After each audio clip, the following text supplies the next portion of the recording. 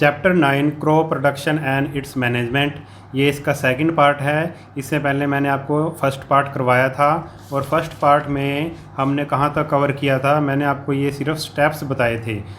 कौन से? The various agriculture practices required for growing crops. अगर हमें फसलें लगानी है, अगर किसान को फसल लगानी है तो वो इन 7 स्टेप से गुजरेगा। मैंने आपको ये सिर्फ 7 स्टेप बताए थे, ठीक है। अब हम इसको डिटेल में पढ़ेंगे और इस वीडियो में हम preparation of soil, sowing of seeds और addition of manure and fertiliser यानी कि सॉयल रिप्लेसमेंट तक हम इसको करेंगे। ये 3 पार्ट करेंगे और उससे अगले वीडियो में हम ये सारा लेसन कंप्लीट कर देंगे। तो अगर फार्मर को फसल लगानी है तो सबसे पहले उसको मिट्टी तैयार करनी पड़ेगी, फिर बीज बोएगा वो, फिर उसमें खाद और फर्टिलाइज़र डालेगा, फिर सिंचाई करेगा, पानी देगा। अगला स्टेप क्या है? क्रॉप की प्रोटेक्शन करेगा, किससे? वीड से और पेस्ट से। फिर हार्वेस्टिंग यानी कि फसल की कटाई करेगा और लास्ट में आ जाएगा स्टोरेज, जो फसल की कटाई करी है उसको अच्छे से स्टोर करेगा। तो हम ये 3 स्टेप करेंगे इसके, प्रिपरेशन ऑफ सॉइल और सोइंग ऑफ सीड्स और एडिशन ऑफ मैन्योर, ठीक है। तो पहला स्टेप क्या है? सबसे पहले क्या की जाती है भाई, खेत की मिट्टी को तैयार किया जाता है, ठीक है। तो इसको बोलेंगे हम preparation of soil. We know that plant grow in soil. हमको पता है कि जो प्लांट है वो किस में ग्रो करते हैं? सॉइल में ग्रो करते हैं, मिट्टी में ही लगते हैं प्लांट्स। तो plant not only anchor themselves in the soil but also get water and mineral from it, ठीक है। जो प्लांट्स होते हैं वो किस में होते हैं? भी मिट्टी के अंदर धसे हुए होते हैं, ठीक है। और but also get water and mineral from it, और वो मिट्टी से क्या क्या लेते हैं प्लांट्स? वाटर और मिनरल्स, ये प्लांट मिट्टी में से ही लेते हैं। You have already learnt that soil is made up of small particles of different sizes. It contain mineral, water, air and remain of dead plant and animal। देखो आपको ये पहले ही पता है कि सोयल जो है, मिट्टी जो है वो स्मॉल डिफरेंट पार्टिकल से बनी है। और मिट्टी में क्या क्या होता है? मिनरल्स होते हैं, वाटर होता है, एयर होती है, हवा होती है, remains of dead plant and animal और जो डेड प्लांट है, मरे हुए पौधे हैं, उनके क्या होते हैं? अवशेष होते हैं, रिमेन्स होते हैं। ये सब चीज़ें मिट्टी में होती हैं। The micro organism present in the soil decompose the dead organism and release nutrients present in their body to the soil.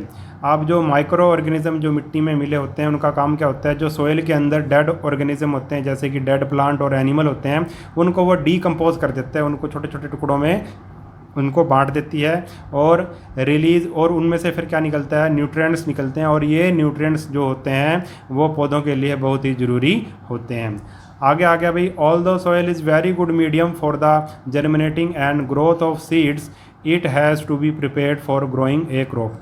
आपको पता है कि जो मिट्टी है वो बहुत ही अच्छा मीडियम है बीजों के उगने का और बीजों को पौधा बनने का, बड़े होने का बहुत ही अच्छा मीडियम है मिट्टी। मगर फिर भी it has to be prepared for growing a crop, फिर भी मिट्टी को फसल लगाने के लिए क्या किया जाता है भाई? तैयार किया जाता है।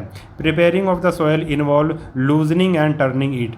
प्रिपेयर कैसे करते हैं? सॉइल को क्या करते हैं? लूज़ कर देते हैं उसको, एक तरह से उसको खोद के हम क्या कर देते हैं? ढीला कर देते हैं। एंड टर्निंग इट, और उसको पलटते हैं। This process is known as ploughing और टिलिंग, और इसी प्रोसेस को हम प्लोइंग बोलेंगे या टिलिंग बोलेंगे। आपको पता है कि मिट्टी को, खेत को किससे खोदा जाता है, किससे जोता जाता है? या तो बैलों की मदद से जोता जाता है, हल से, या फिर आजकल जो ट्रैक्टर चल गए हैं उनकी मदद से मिट्टी को एक तरह से खोदा जाता है और पलटा जाता है, जिससे मिट्टी नरम हो जाती है, ढीली पड़ जाती है और आसानी से उसमें पौधे लग जाते हैं। और इसी प्रोसेस को प्लोइंग बोलते हैं, हल चलाना या फिर tilling. It is done by using a wooden or iron plow which is pulled either by oxen और बाय ट्रैक्टर। ये वही बात कह दी इसने। और ये काम कैसे किया जाएगा? या तो एक वुडन हल होता है, जैसे लकड़ी का हल होता है या लोहे का हल होता है, जिससे उसको खोदा जाता है। और किसके द्वारा खींचा जाता है? या तो ये बैलों के द्वारा खींचा जाता है या फिर ट्रैक्टर की मदद से इसको खींचा जाता है। और प्लोइंग किसकी मदद से होती है? बैलों की मदद से होती है, जिसमें एक प्लो होता है, आयरन प्लो होता है या वुडन प्लो होता है, या फिर ट्रैक्टर की मदद से। आपने ये देखा होगा, जिसके खेत होंगे उसको तो ये सारी बातें पता होंगी। अब आगे भी प्लोइंग की एडवांटेज क्या है? क्यों करते हैं हम प्लोइंग? क्यों मिट्टी को खोदा जाता है और पलटा जाता है और नरम किया जाता है? इसके फ़ायदे क्या हैं वो पढ़ेंगे हम। ये बड़ा इंपॉर्टेंट है। इट इम्प्रूव्स एयर सर्कुलेशन क्या इंप्रूव करता है ये, इससे मिट्टी में एयर सर्कुलेशन होती है, so that roots can respire easily. देखो रूट्स को भी हवा की ज़रूरत होती है, अगर बिल्कुल तो मिट्टी में जब हम मिट्टी को अलट पलट करते हैं, नरम बनाते हैं, तो उसमें आसानी से हवा चली जाती है, जो पौधों के लिए ज़रूरी है। Roots can penetrate deeper into the soil, और जो रूट्स हैं, पौधों की रूट्स हैं, वो आसानी से नीचे तक ज़मीन में चली जाती हैं क्योंकि मिट्टी नरम हो जाती है। This enable them to hold the plant firmly, जिससे कि जो पौधा है वो अच्छे से खड़ा रहता है। Ploughing enhances the water retaining capacity of the soil, और जो प्लोइंग है हल चलाने से क्या होता है, यानी कि मिट्टी को खोदने से क्या होता है, इससे जो सोइल है मिट्टी की वाटर रिटेनिंग कैपेसिटी बढ़ जाती है। वाटर रिटेनिंग कैपेसिटी का मतलब मिट्टी मतलब पानी को अच्छी तरह से ऑब्जर्व कर लेती है। उसके बाद आ गया ploughing uproot the weeds growing in the field, ये बहुत इंपॉर्टेंट है। अगर हम हल चलाते हैं तो ये क्या करता है, जो वीड्स मैंने आपको पहले भी बताया था पिछले वीडियो में, वीड्स क्या होता है, वीड्स ऐसे पौधे होते हैं, अनवांटेड पौधे होते हैं जो अपने आप खेत में उग जाते हैं और फसल के लिए हानिकारक होते हैं, और जब खेत में हल चलाया जाता है तो ये जो हानिकारक पौधे हैं ये अपने आप ही अपरूट हो जाते हैं, इनकी जड़ें उखड़ जाती हैं, ठीक है।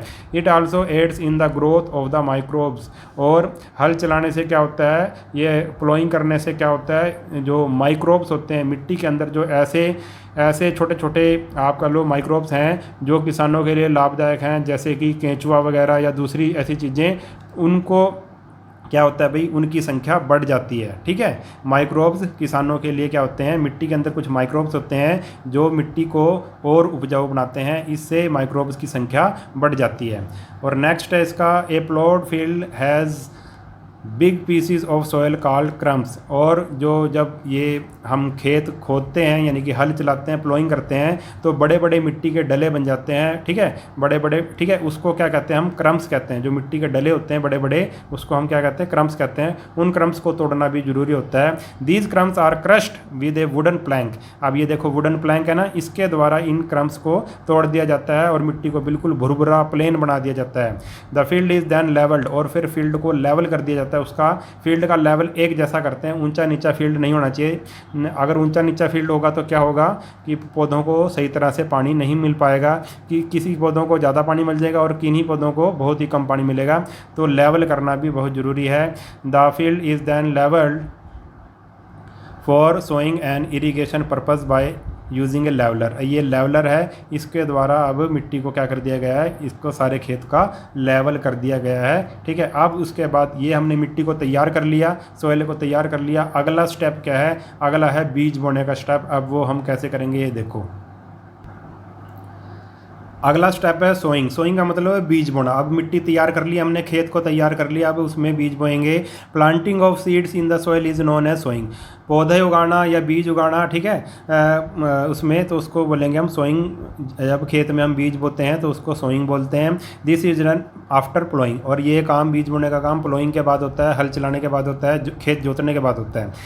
There are many ways of flowing of sowing the बीज, और बीज बोने के कई तरीके हैं, वो हम पढ़ेंगे। पहला तरीका कौन सा है, seeds can be scattered in the field manually by hand, this is called broadcasting. अब क्या होता है अभी, बीज को कैसे हाथों के द्वारा बोया जाता है, कैसे बीजों को ऐसे फैला दिया जाता है, ऐसे किसान ऐसे ऐसे करके फैला देता है बीजों को, इसको बोलते हैं ब्रॉडकास्टिंग। और दूसरा क्या है भाई, a special implement called seed drill. अब ये देखो क्या है, ये सीड ड्रिल है, सीड यानी कि बीज, ड्रिल माने उसमें से, ड्रिल में से क्या निकलते हैं, बीज निकलते हैं, और ये एक मशीन के द्वारा किया जाता है काम बीज बुने का। Can also be used for sowing, it consist of a funnel, इसमें एक फनल होती है, और फनल का काम क्या है, opening into a long pipe, और एक लॉन्ग पाइप होती है। It is attached at the back of the plough, और इसको प्लो के साथ अटैच कर दिया जाता है, ठीक है। Seeds are dropped into the funnel, और जो सीड हैं वो धीरे धीरे फनल में ड्रॉप होते हैं और ज़मीन में चले जाते हैं। एज द प्लो मूव्स, जैसे ही हल चलता है, the seeds get planted in the furrows made by the moving plough, और वो जो बीज है वो धीरे धीरे किस में चला जाता है, जो मिट्टी में वो दबता चला जाता है, ठीक है। आगे है, in some crops like paddy, tomato and chili seeds are sown in a small plot called nursery। अब ज़रूरी नहीं है कि सारे पौधे बीज से ही बोए जाएंगे। कुछ ऐसे पौधे होते हैं जिसको पहले नर्सरी में तैयार किया जाता है, छोटे छोटे पौधे, ठीक है। ठीक है। इन सम क्रॉप्स, जैसे कि पैडी होता है, चावल होता है, चावल के बीज नहीं बोए जाते, चावल की पहले नर्सरी में चावल की पौध तैयार की जाती है, किसी को पता होगा। ऐसे टमाटर की पहले पौध तैयार की जाती है अलग से, और मिर्च की, ठीक है, उसके अलग से प्लॉट में एक पौध तैयार की जाती है, फिर उस पौध को उखाड़ कर खेतों में बोया जाता है। व्हेन सीडलिंग आर फॉर्म्ड, अब सीडलिंग का मतलब छोटे छोटे पौधे जब उसमें बन जाते हैं नर्सरी में, they are manually planted in the, फिर उनको मैनुअली प्लांटेड कर दिया जाता है इन द फील्ड, वहाँ से उखाड़ कर, नर्सरी से उखाड़ कर फिर उन सीडलिंग्स को ऐसे बो दिया जाता है। देखो ये देखो पैडी, जो आपने देखा होगा, कोई बच्चा गांव में रहता हो या फिर किसी के खेत वगैरह हो, उन्होंने देखा होगा कि कैसे ये लोग चावल को, ये जो हरे हरे से पौधे हैं, ये चावल के पौधे हैं, इनको कैसे पानी में लगाया जाता है, फील्ड में लगाया जाता है, ठीक है। तो ये क्या है, सीडलिंग्स हैं, इनको पहले नर्सरी में तैयार किया जाता है, फिर बाद में वहाँ से उखाड़ कर खेत में बोया जाता है। तो this is known as transplantation, और इस प्रोसेस को ट्रांसप्लांटेशन बोलते हैं, यानी कि एक जगह से उखाड़ कर दूसरी जगह पर लगाना, ठीक है, सीडलिंग्स को।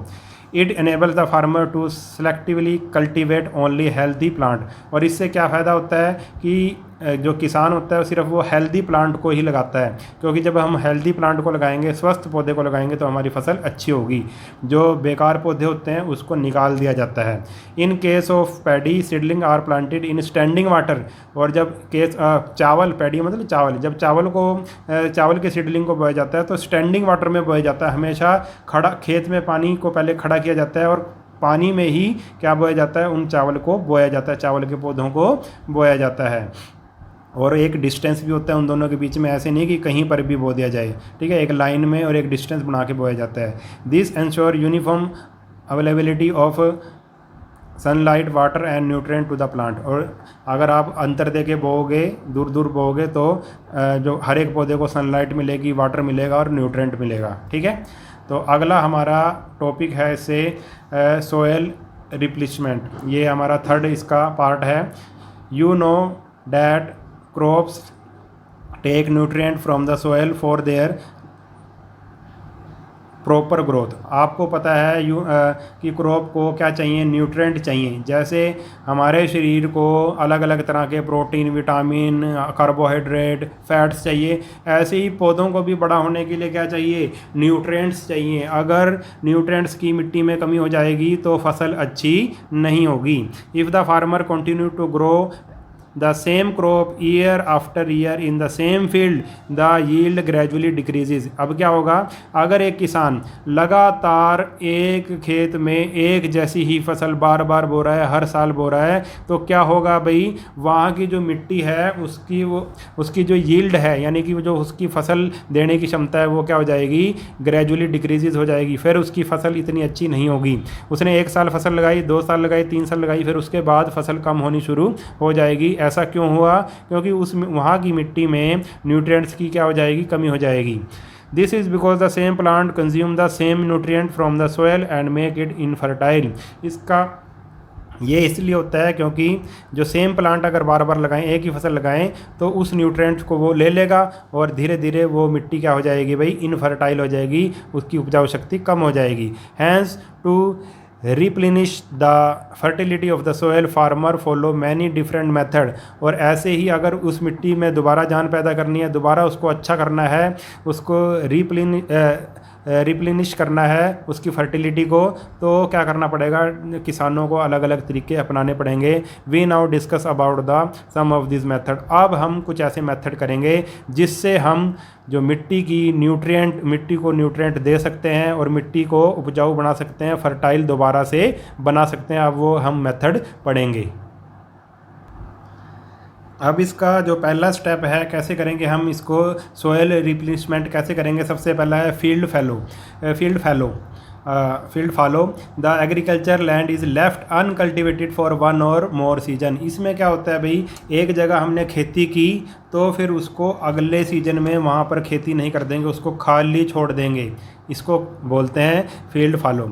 The agriculture land is left, छोड़ दिया जाता है। अनकल्टिवेटेड, उसमें फसल नहीं लगाई जाती फॉर 1 और मोर सीजन, या एक सीजन के लिए या 2 सीजन के लिए उसको खाली छोड़ दिया जाता है ज़मीन को। Dead animal and plant accumulate on land and get decomposed by microbes, और उसमें जो भी डेड एनिमल और प्लांट के जैसे पत्ते वगैरह या कुछ भी ऐसी चीज़ें उसमें मिल जाती हैं, मिट्टी में मिल जाती हैं, और माइक्रोब्स उसको डीकम्पोज कर देते हैं, और फिर दोबारा से जो मिट्टी की शक्ति है वो बढ़ जाती है, उपजाऊ शक्ति। In this way nutrient get replenished in the soil, और इस तरीके से मिट्टी दोबारा से क्या हो जाती है भाई, रिप्लेनिश्ड हो जाती है, उसकी उपजाऊ शक्ति दोबारा से बढ़ जाती है। नेक्स्ट है भाई दूसरा इसका करने का तरीका क्या है, क्रॉप रोटेशन। क्रॉप रोटेशन का मतलब है फसल को बदल बदल कर बोना, एक जैसी फसल लगातार नहीं बोते हम, इसको हम क्रॉप रोटेशन कहते हैं। Some crops like wheat and rice use loads of nitrogen of the soil. अगर हम जैसे कुछ क्रॉप्स ऐसी हैं जैसे राइस बोएं या वीट बोएं तो ये बहुत ज़्यादा इनको नाइट्रोजन की ज़रूरत होती है। अगर इसको बार बार बोएंगे तो मिट्टी में नाइट्रोजन की कमी हो जाएगी। द नाइट्रोजन दस lost can be easily replenished in the soil bye growing 1 leguminous crop between 2 successive cereal crops. अब देखो ये क्या कह रहा है कि अगर हमने नाइट्रोजन की कमी को पूरा करना है तो हम क्या करेंगे, ग्रोइंग 1 लेगुमिनस। लेगुमिनस का मतलब हम दाल वाले पौधे बोएंगे, दाल वाली फसल जैसे कि चना हो गया या दाल की कोई भी फसल होगी, मटर हो गया, ऐसी चीज़ें हम बो देंगे। अब ये चीज़ ये लेगुमिनस क्रॉप क्या करती है, लेगुमिनस क्रॉप क्या करती है कि ज़मीन में नाइट्रोजन की शक्ति को बढ़ा देती है, मिट्टी में नाइट्रोजन की शक्ति को बढ़ा देती है, और दोबारा से मिट्टी में नाइट्रोजन आ जाती है और दोबारा से मिट्टी उपजाऊ हो जाती है। तो हम क्या करेंगे, 2 सक्सेसिव सीरियल क्रॉप्स। अगर हमने 2 ऐसी मतलब लगा दी हैं, जैसे सीरियल्स लगा दिए हैं, जैसे कि राइस और ये लगा दिया है, राइस लगा दिया और वीट लगा दी, उसके बाद हम क्या लगा देंगे, दाल के पौधे लगा देंगे, दाल की फसल लगा देंगे, जिससे दोबारा से क्या हो जाएगा, मिट्टी में नाइट्रोजन की क्षमता बढ़ जाएगी। उसके बाद है मैन्योर। मैन्योर क्या होता है, आप ऐसे भी कह सकते हैं, मैन्योर क्या होती है, देसी खाद होती है जो गले सड़े पत्ते, पशुओं के गोबर इत्यादि से बनती है। Waste of animal and plant can be used as manure to replenish the nutrient deficient soil। अगर कोई किसी मिट्टी में न्यूट्रिएंट की डेफिशिएंसी हो गई है, कमी हो गई है, तो वेस्ट ऑफ एनिमल बताया मैंने, जैसे गाय का गोबर, भैंस का गोबर, मलमूत्र वगैरह, और प्लांट्स गले सड़े पत्ते, ठीक है, तो उनसे दोबारा से हम क्या बना सकते हैं भाई, हम मैन्योर बना सकते हैं, खाद बना सकते हैं।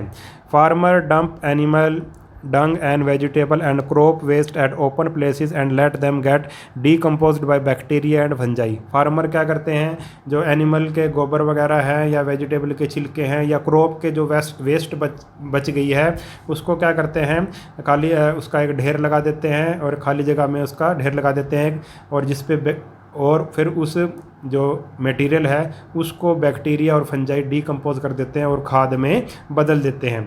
आफ्टर ए मंथ, 1 महीने के बाद या थोड़ा से ज़्यादा समय में, द मैन्योर इज़ रेडी, खाद तैयार हो जाती है, मैन्योर तैयार हो जाती है।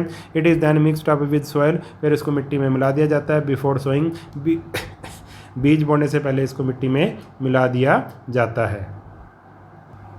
आगे कह रहा है ये, farmer also use another method, एक दूसरे मेथड का यूज़ भी करते हैं, providing manure to the soil.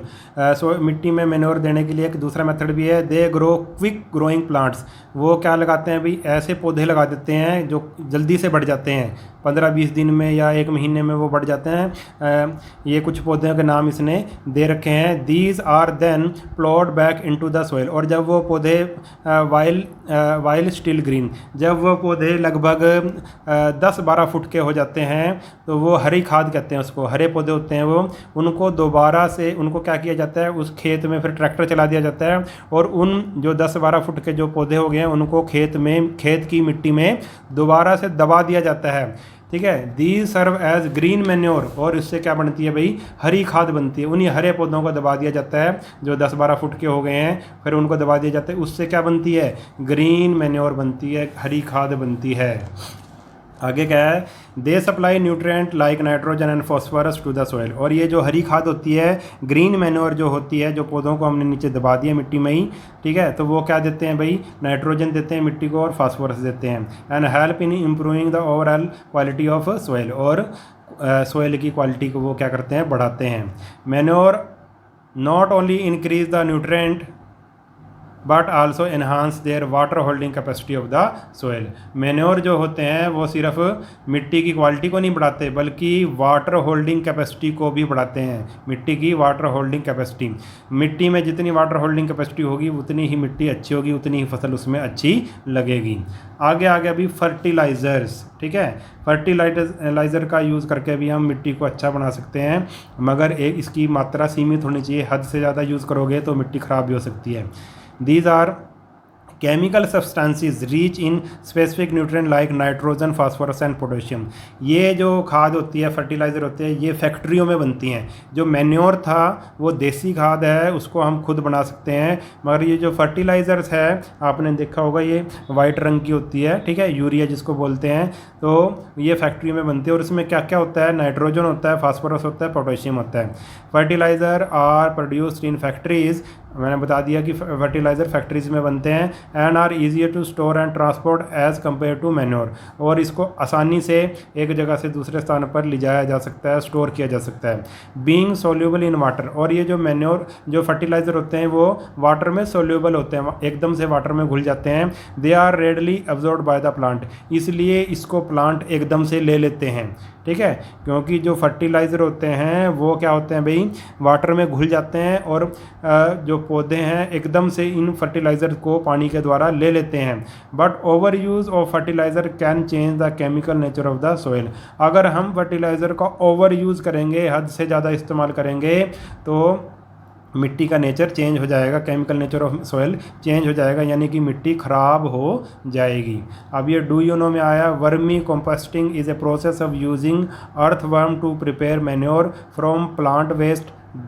Plant waste क्या है, dry leaves, vegetable peels etcetera. Vermi का मतलब होता है, वर्मी होता है, वर्मी को बोलेंगे अर्थवर्म, ठीक है, अर्थवर्म, ठीक है। अर्थवर्म से यानी कि जो केंचुए से खाद बनाई जाती है, केंचुए की खाद है ये। जैसे हमने मैन्योर पढ़ा था, मैन्योर तो गोबर से, सड़े गले पत्तों से बनती है, और इस खाद को कौन बनाता है, केंचुआ बनाता है। वो ड्राई लीव्स को खाता है, वेजिटेबल को खाता है, वेजिटेबल पील्स को खाता है, और उससे फिर वो खाद बन जाती है, ठीक है। तो मतलब उन चीज़ों को वो खाद में टर्न कर देता है, उसको वर्मी कंपोस्टिंग कहते हैं। अब इसमें है डू यू नो में क्या है, role of leguminous plants in increasing the nitrogen content of the soil. ये बहुत इंपॉर्टेंट है। लेगुमिनस प्लांट कैसे नाइट्रोजन कंटेंट को मिट्टी में बढ़ा देता है, नाइट्रोजन को ना, मतलब मिट्टी में नाइट्रोजन की क्षमता को बढ़ा देता है, ठीक है, कैसे बढ़ाता है अब ये हम देखेंगे। प्लांट लाइक पी, कौन से प्लांट हैं वो जो लेगुमिनस प्लांट होते हैं, pea, beans, soybean are known as leguminous plant. Their ability to fix gaseous nitrogen into nitrogenous salt makes leguminous plant ideal agriculture organism. ये क्या करते हैं, लेगुमिनस प्लांट क्या होते हैं, जो गैसियस नाइट्रोजन को किस में चेंज कर देते हैं, नाइट्रोजन उसको साल्ट में, नाइट्रोजन के साल्ट में चेंज कर देते हैं, जिसको पौधे आसानी से ले लेते हैं। देखो नाइट्रोजन हमारे एटमॉस्फेयर में 78% है, मगर उसको पौधे सीधे नहीं ले सकते, उसको साल्ट के रूप में ले सकते हैं, ठीक है, नाइट्रोजन का जब साल्ट बन जाता है। तो लेगुमिनस प्लांट का काम ही यही होता है कि नाइट्रोजन को, एटमॉस्फेयर की जो नाइट्रोजन है उसको साल्ट में चेंज कर देना, नाइट्रोजन इज साल्ट में, जिसको पौधे आसानी से ले लें। They thus help to reduce the use of nitrogen fertilizer for meeting the requirement of the plant in the field. और इसलिए इनका यूज़ किया जाता है कि फर्टिलाइज़र का यूज़ कम से कम हो, इसलिए अगर हम इनको खेत में लगाएंगे तो ये नाइट्रोजन, मतलब नाइट्रोजन की क्षमता को ये मिट्टी में बढ़ा देते हैं। These plant have root nodules on their roots as are associated bacteria like rhizobium. इनमें क्या होता है, जो इसके रूट नूडल्स होते हैं, ये देख रहे हो आप रूट नूडल्स, इसमें क्या होता है भाई, एक बैक्टीरिया पाया जाता है जिसको राइजोबियम कहते हैं, और यही वो वाला बैक्टीरिया है जो नाइट्रोजन को नाइट्रोजन साल्ट में चेंज करता है।